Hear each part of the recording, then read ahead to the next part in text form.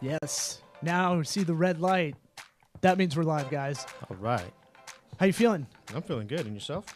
I like doing this little tease music in the beginning now, just before we really start, to get a vibe going. You know? Mm-hmm. It's like foreplay. When I used to do that, yeah. You can play the role of my wife in the sitcom. You still do that? That's set up. We just got done talking. Oh, never mind. Look, we just got done talking about, we may have to get an apartment together because we're nerding out so much. Because we're working so hard. Yeah, that's it. Look, let's do, support the sponsors that support the show. Okay. Right? Yeah, go if for you it. like this, if you like this podcast, we're trying to give you the pragmatic advice we stumble upon via conversation or interview. And so why not have a business line? Why not have a good app that is your business line? Not don't go to Verizon and go, hey, I need a second line added. Here's why. Because you'll get confused. Yeah. When someone calls. They love it when idiots like that come in. Right. And you'll call and be like, you'll do the joke I like to do. You'll say, No Limit Studios. That's a funny answer. Yeah. Quote unquote joke. When someone calls my personal line, but not my business line. So when people call the business line, we got to say Tokubaga Consulting, or we share the business line. Yeah. You have the app, you have the same line I do. It's scalable. So let's get some Grasshopper action going on the virtual phone system. You need to get it for your business. 208monkeys.com. Let's get creative. But our listeners get $50 off if they go to trygrasshopper.com/sweat. That's trygrasshopper.com/sweat. And that's, what is this, like Nelly Furtado in here? You picked it, dude. That's all. It's a remix. Look, I'm not a good DJ, but I am good at telling you about good apps. Grasshopper, the entrepreneur's phone. You ready to get this thing going? I'm ready. Yes. Yeah, let's do it. Thank you, Grasshopper. We'll talk later. And a 3, and a 2, and a hotty toddy. You love that. Hate it. You love it. So hard. I love love it. it. I love it. Why? Because I hate it. Do you want to do it together, Damien? Yeah.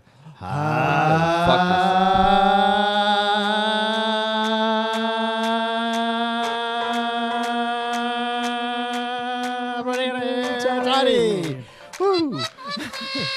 God almighty. I knew this thing would come in handy. Look, we're going to do a mini episode today. We've got some in the hopper coming up because I listen to a lot of podcasts, and I hate when they just take the holidays off. It's like, dude, bank a couple episodes. So I was on my friend Krishna Reddy's Jest Tube, which is science with a comedic kind of taste on it, little approach to that. So he did his first one in here. So it'll look very similar to this setup when you see it, if you want to watch it on video. And then we got to do two freebie shout-outs, two kind of sponsors. John Jacobs, comedian buddy of our program of Cigar City Comedy in the Tampa Bay area. He's got an album out called Summer Southside. And we got in a huge argument last night. If you look it up on iTunes, I said he had to redo his album art because it has McDonald's logos as the M's. What was the argument? What? Yeah, that's like... He doesn't want to change it. So I was trying to help him do Facebook ad. Jacobs, dude. It's it's not an argument. You have to do it. He's claiming parody law. I said parody law is fine, but they'll do a cease and desist, and then by the time you figure it out, it'll be a year at least. But does that become like great marketing then? Because he's got like this thing that he could talk about negative? I'll beat you to that. So I said, if you have an organic audience and then you make a big shit about it, then yes, that would be fine. He doesn't have that. He doesn't have a big enough audience for that to create like a crazy fervor on Twitter or whatever. And then on the other side, he doesn't have the money for a PR team to really execute that. It's one or the other. Come back from it. So yeah, because I feel like some of these PR like spats, they're really kind of calculated. Yeah. We're gonna do this on a Tuesday morning because that's gonna be the album. He dropped the album on a Sunday. Lord's Day. Every album comes out on a Tuesday. So I like. Does that still exist? Yeah. What are you talking about? You got to drop albums on Tuesday still? You do it on a Tuesday. Same, like some people don't, but same logic with movies. So they did it on Fridays because you want the box office for the weekend, and then it kept creeping back. You want to get the midnight showing, so it counts towards your first weekend, all that stuff. Tuesdays you do it so it has like a ripple effect throughout the week.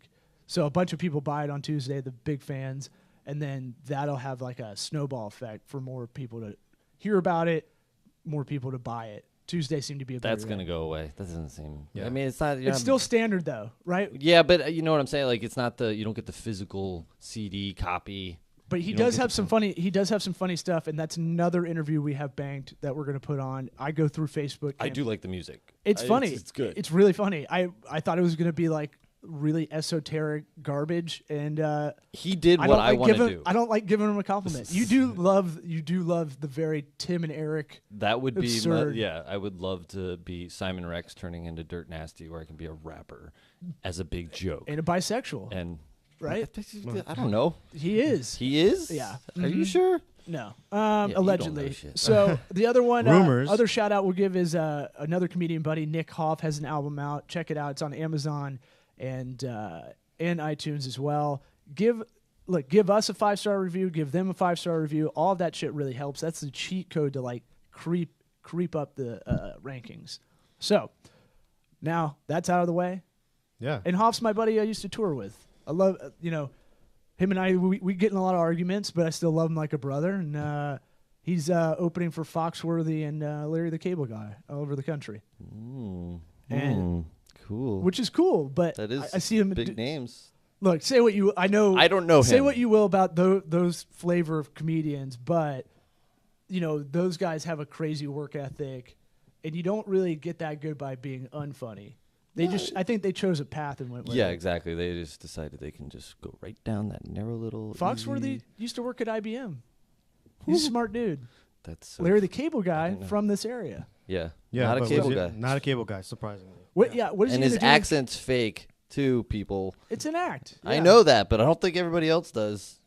Dude, I was telling someone last night, a third of the country doesn't even care about joke stealing. Like, most of the country is just like, I don't care. Like, what's funny? And so on our he side, says it's it. like, The other guy says that's it. Who the gives a shit? creative. That's their property. All that kind of stuff. What do we want to get into? We had something I told you to cork until we started. Damien Alpizar. What, the net neutrality? Well, there's that. I mean, that's a big thing right now, especially, I mean, I'm not trying to harp and be like, oh, no, net neutrality is completely horrible. I mean, I understand why some corporations are like, hey, look, we need to, What is it for? well, there's let a lot me of people. explain. Okay. So net neutrality, and I'm trying to make this thing not skip and jump all over the place. I'm also directing over here because it's got the Mevo's got some weird angles that it's trying to jump to, and I don't know why. You just had to do it yourself. Well, no, look at these Guest Show shots. off. Guest director. Yeah, it's like picking. It wants to keep chopping people's heads off. I It don't know. now it's the Mevo's fault. Now Yes. you're blaming the Yes, camera. When I am. We had it. I am totally. No, Fine. no, you didn't. I've seen your episodes. And you get heads chopped off quite a bit. So one of the things, what net neutrality in layman's terms is that originally the internet was supposed to be like the information, as long as you were going through an ISP, it was all treated equally, no matter what bandwidth you used. So if you were going with Streaming 9 porn videos at one time. if you're streaming 9 porn videos at one time, or if you're just putting up some text, you got equal. You paid your ISP. You got through it. You paid for your bandwidth, and you can use that bandwidth as needed. The analogy that I saw on Forbes, I believe, was shelving in a supermarket, where you people in retail, they pay for preferred shelving and preferred space in a supermarket To consumer preferences. You pay more. It's dynamic pricing. You pay more to be on the end cap at a grocery store. I'm kind of obsessed with. I like a lot of that stuff. Like, the cereal, Kellogg's is going to pay a lot more to be on the end because you'll impulsively get Cocoa Krispies or whatever they. You remember that commercial where the guy was walking squatted down and they were trying to sell that bag cereal on the bottom of the shelf, and the whole gimmick was that he was walking real short and they didn't pay extra for it. Literally, Yeah. people don't want to bend over, so that the lower. Literally, they rungs- don't exist. I don't know that cereal anymore. Do you? And Can then you they name do that cereal? And then they do the reverse one now, where people now know to go down to the lower floor So this like the penultimate, the one that's just off the I bottom noticed floor. that the other day. The Well, Frosted Flakes were like on the bottom, like the big because names it's were also on the bottom. they're putting it lower. The Frosted Flakes are on the bottom because that's where kids can reach and grab it and put it in the cart. Oh, So they want to put those where the kids can grab it. My So, kid but did grab the Frosted. So the worst spot Weird. sometimes is the like not the bottom, but right above that, and then all the way at the top, because most people can't grab that stuff on the top. Mm-hmm. Yeah. So you just go. It's like I do that sometimes. I'm like, I got like T-Rex arms. Like they're, when you do this, you do your wingspan. It's that's supposed how to be tall. equal, yeah. Mine's like I'd be like a midget essentially. Excuse Really? me, dwarf. Excuse me, little human. You could just What say do you say? short arms. How much Anyway. shorter are they? No, I don't know, not much, but it's alligator We're gonna have arms. to measure that. And I always do the debate like, should I get someone from Publix over here? Nah, I'll just get the thing I don't want because it's right there. I'll just pay more for this. We're seeing convenience be such a big part of business dynamics now because it used to be price or uniqueness, right? Those are kind of right there, and now convenience is kind of in the middle of that. Yeah, convenience. Time used to be the big thing, but now convenience is another big factor. And so what's basically happening is that, but you see, stores have limited space. They have square walls. They have an area that they have to stay within. So you can charge more for premium space and things of that nature. But when you come to the internet, which doesn't have any limitations as to, realistically, it doesn't have a limitation, and you can't say that, you're running out of space on the internet or speed on the internet. Really, you're not. So what ends up happening is that now the ISPs can say, hey, you know what, Netflix, you've got a whole lot of people using your stuff. We're going to charge you more to access and push through. Mm-hmm. In turn, Netflix, obviously being a corporation, isn't going to just eat that cost. They're going to raise their price. Yeah. And that consumers will not have to, for Netflix, get more. But here's the problem, is that let's say Disney's getting ready to do their streaming service, right? And they strike a deal. You already know that Disney's trying to strike a deal to buy Fox. What if they strike a deal with Verizon and say, guess what? We'll make sure that all of our streaming services only go through Verizon network. So if you're on a Spectrum or another network of any type, now you can't get the Disney streaming service. You have to log on to their that particular ISP provider to get that, because now Disney's like, okay, we're only going to go with you guys, versus because you guys are giving us the better deal for the bandwidth. You're giving us the better deal for the bandwidth. We'll go with you guys. That blocks out the other guys. And now Netflix is only available on one, and versus it being neutral where all of them are treated the same. And anyone, and as a consumer, we can pick and choose and just let the free market. I thought it was reverse of what you think it is by the name. You want net neutrality. You want net neutrality. You want it to be neutral. Yeah, you want all the ISPs to treat all of the providers equally, no matter how much popularity. Because if their business is doing great, you don't want them to say, hey, by the way, you got a great service. Right. We're going to charge you more for it now. The problem with it is that everybody says, oh, man, net neutrality. It's like, well, no, the law against it, or whatever. So that's the problem, is that whoever branded this did a really good job. Yeah. It confuses me every time I listen to it. I hear it, my lizard brain goes, I don't want all that shit to be neutral. And then no, that's what it is. You want net. I want the internet to be free market, and then and I have to remember that it's not at first blush what you think it is. And I feel like we're in this world a little bit, or a lot, I'd say. I feel like the generation older than us super confused. I'm sure there's so many complaint letters that went in that said, get rid of net neutrality, and they think they're wanting one thing when they're snail mail letters. Yeah, there's the first problem. Yeah, it had to have happened because I hear it all the time. And it could be confusing because you have to look at it and say, okay, why do I want all of my providers to be treated equally? Well, you want them to be treated equally, so that way it's up to their service to you that's going to determine how successful they are. You don't want it to be a matter of that they made a deal in the back end with somebody, and now all of a sudden, because they made a deal, they've blocked out competition. And that's the problem, is that you're running into a situation where now corporations are deciding what's going to be the better service for you to have, and your internet's going to go up, so your it's weird. Going to go up. It's weird that, and it all kind of revolves around corporate consolidation, because I don't know if y'all saw that John Oliver piece a couple of weeks ago. It was great. Kind of explained like every big business in the United States is all corporate consolidation. Like So there's 4 ISP. There's 4 internet people you can choose from, basically. Google Fiber tried to get in the market. You literally have to lay fiber down. Like, there's fiber that goes from the East Coast of the United States across to Europe. Like, there's little. I know, it's crazy. It's so crazy. Sitting on the ocean floor. There's a good Michael Lewis what? book called Flash Boys about how these guys manipulated the market because they could get a half second faster from the Chicago trade to where the servers were.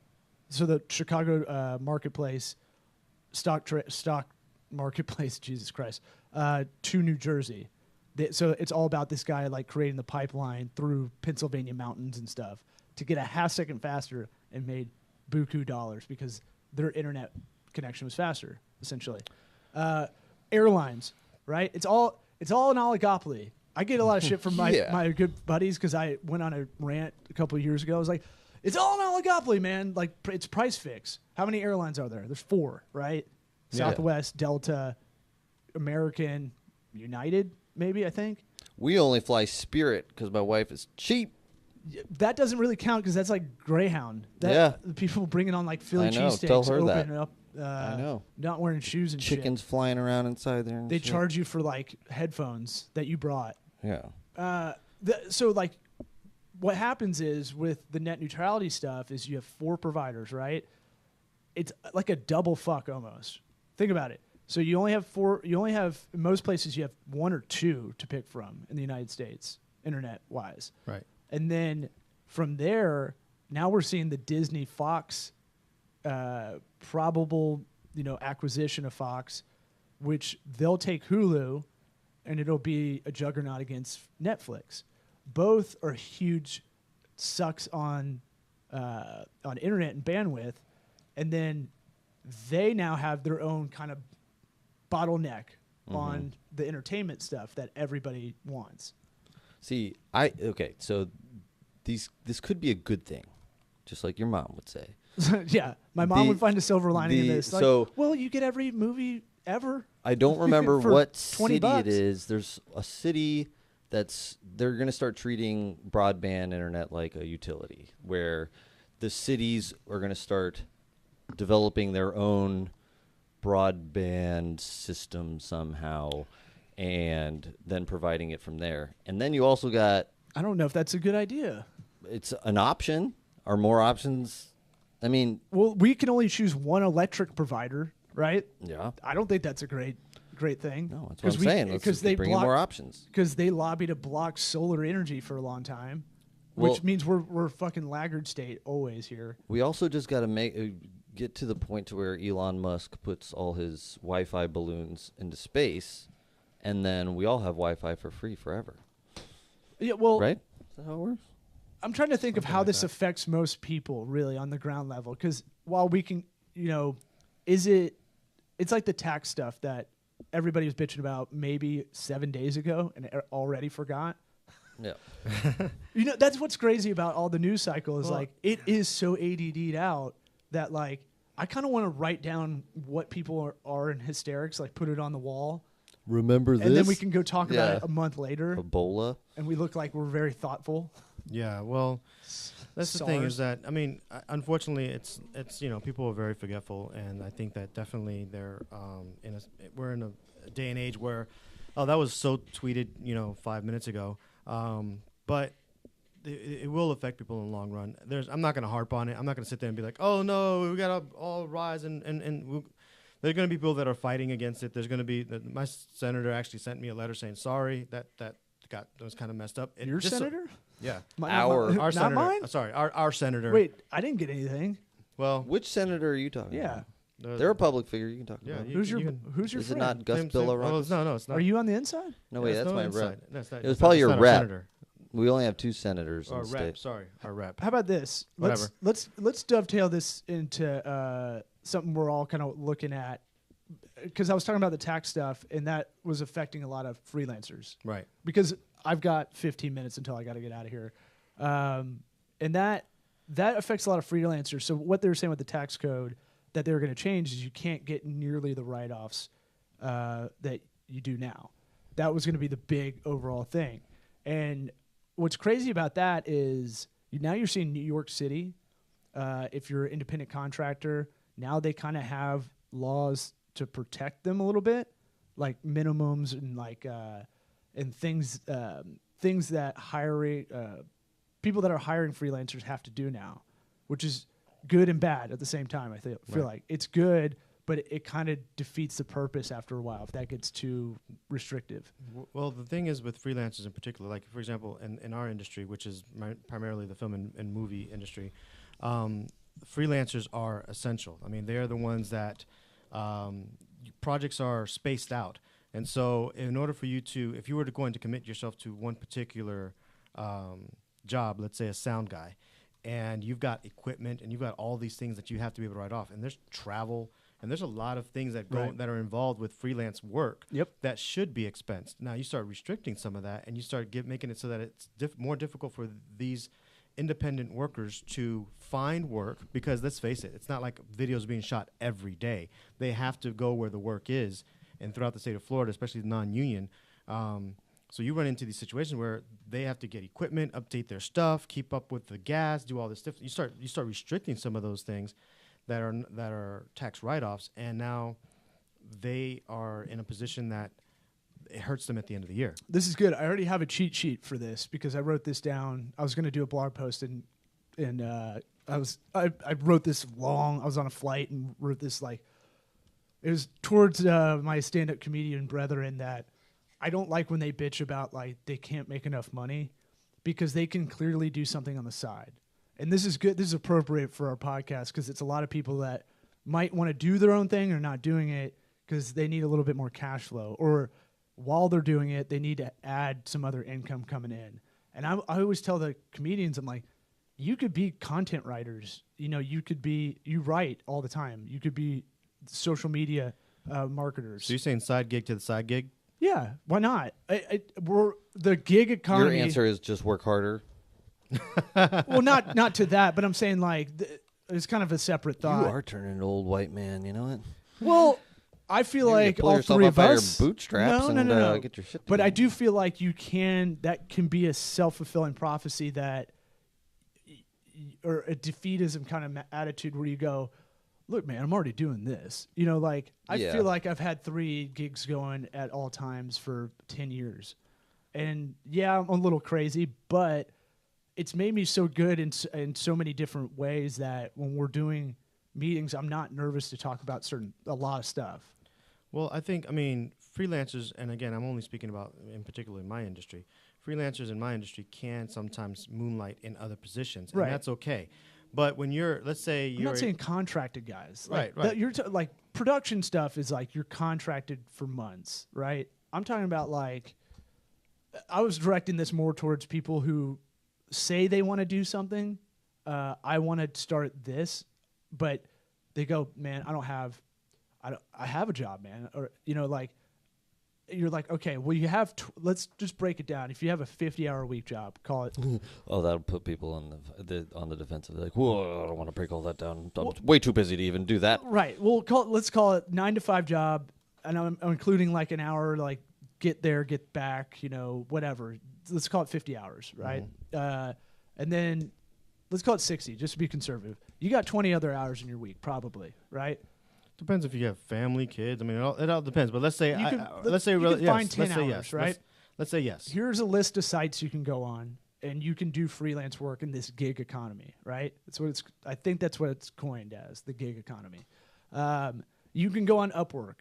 When Elance and Odesk merge together, it's the biggest freelancer website. This is also good for project managers, people that need other people. That's probably the best marketplace for the soft skill stuff. Programmers, graphic designers, animators, video editors. I think I haven't done it on there, but we need to get our agency account back up, because the more you do on there, you're not going to start at a high dollar per hour at first because you don't have any reviews yet. You haven't done anything.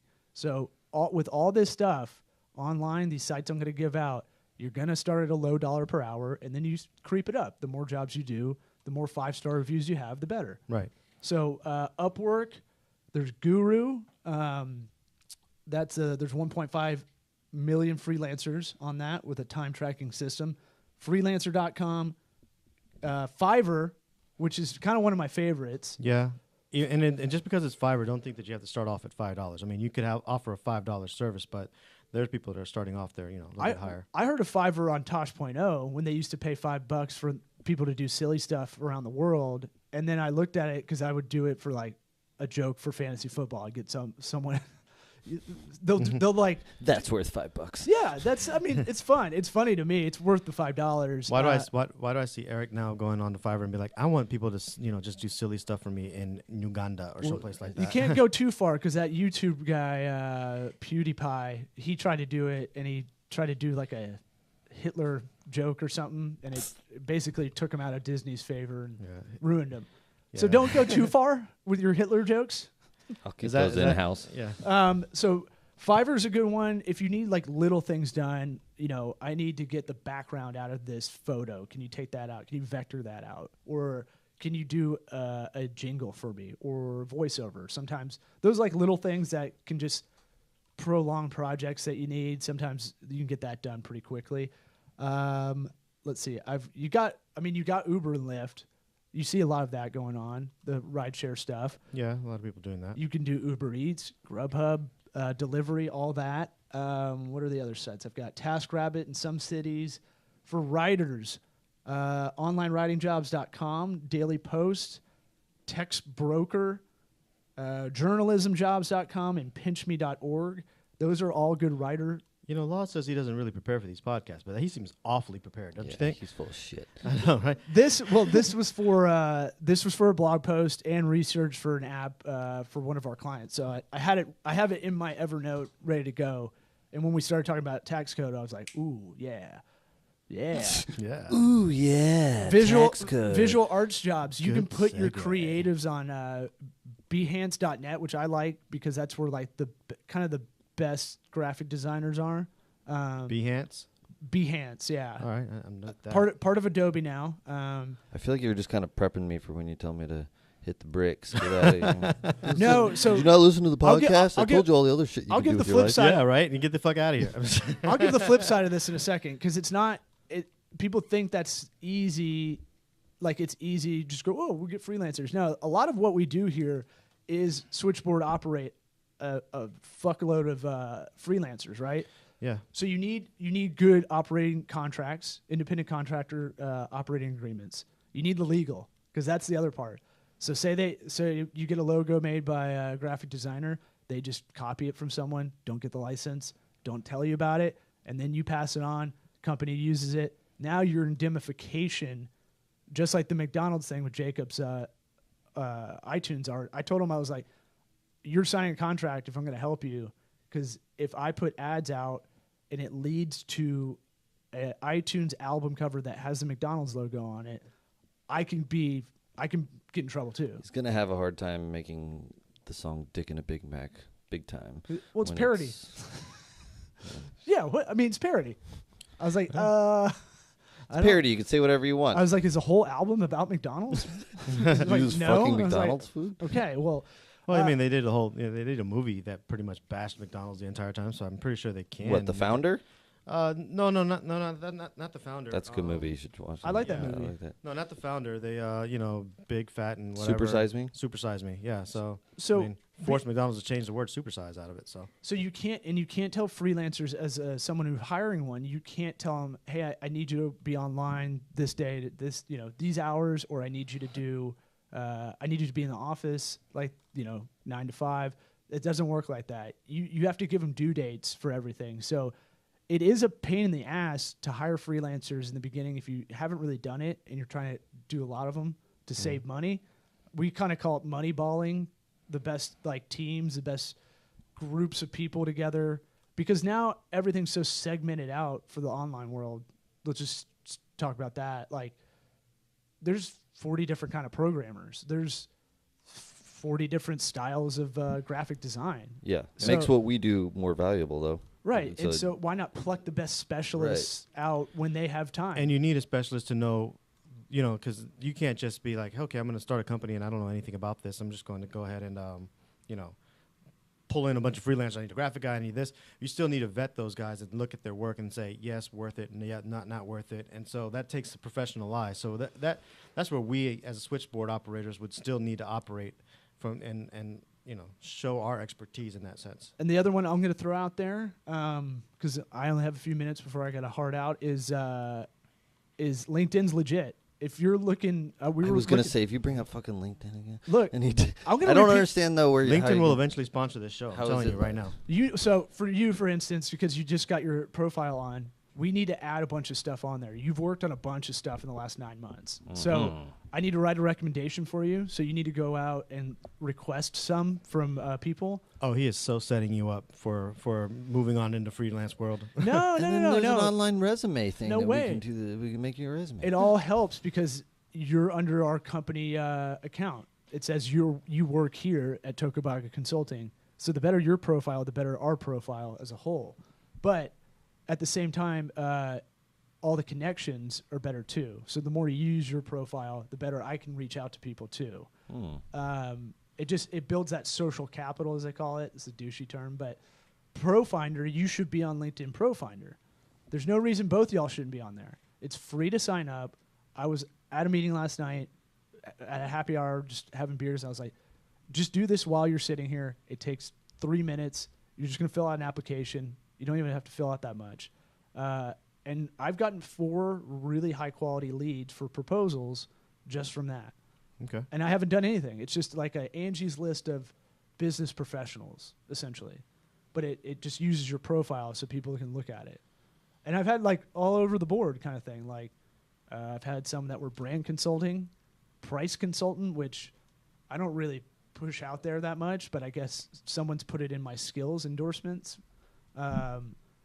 I think pricing is the hardest thing, but I was like, yeah, we can definitely help you with that. That's a podcast for another time. Yeah. So look, that's my advice. Those are the list of sites. We're gonna drag and dictate this out, and hopefully I don't have to do too much editing. But all the links of the places I just said should be in the transcript on our site when we post the blog post. So real quick before you head out, so that way we can wrap this up. Holiday. Any holiday plans? Any special holiday plans? Y'all go first while I get this music going. Go ahead, Eric. No. Like the end.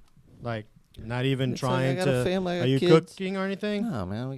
My wife probably is. I have no idea. My in-laws are coming over, I think, spending the night waiting for Santa, and then that's it. Awesome. Do you have any kind of like holiday tradition that you normally do? Have you started any holiday traditions? Krampus?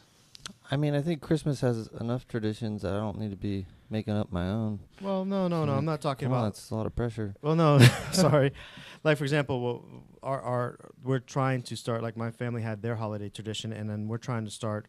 Like me and my wife are trying to start a kind of a new holiday tradition. Right now, the only thing we've got so far is keeping each Christmas tree from each year to make an art piece out of it later on. But I'm just saying, like. The only thing we thought of was sounds like you're a hoarder. Changing Christmas. Yeah. We keep Honey, all our rather dead than cats. make me go to the dump, why don't we just save these every year until we have enough, until I decide. Trust me, it's a lot more work to save them than it is to throw them away. I'd rather. I would have preferred to throw them away, but I see the madness behind the art and the history behind it, so I understand where she's You're going Cuban. with it. Do you do the noche? What is it? The noche libre or noche buena? Noche yeah, buena. Yeah. Do you do that? Sorry. You put a pig on a spit. We don't, especially since we had a pet pig for a long time, so we don't put a pig on the spit. We do pernil, but we don't actually put the pig on the spit. No. All right, there's a Tampa Bay Times writer that was looking for someone. He wanted to write an article. So if you want to do that, I'll hook that up. Right. What do you got going on? Just ugly Christmas sweater party. Just gonna actually, you know what? Because of my recent life changes, wedding, and now home, possibly yours. Yeah, buy my house. Can't take that back. You said. Yeah. I said possibly. Mm-hmm. We're actually doing. We're trying to keep it easy for everybody. Not worried about gift exchange. Just have a good gathering and food and ugly sweater party, ugly onesie party. Sounds like it has good intentions. Yeah, we'll see how that plays out. Yeah.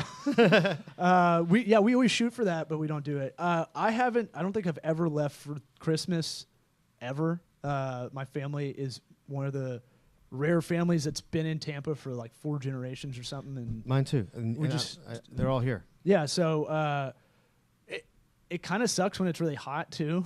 it doesn't feel like Christmas a It lot does of the not time. feel like Christmas It's at all. 80 degrees right now, but Yeah, we're 3 days away. we'll just hang Whatever. out. I'm excited to see our little boy who's about. I mean, your kids are right in the best age. They're what, Oh, yeah, they're 7 and into it. 5 or something. So close. They're 5 and 2. 5 and 2. 17 and fucking no. Carry the one. Great improv, guys. No, it's- yes, yeah. and Yes, and No. I have other kids No, that are other different ages.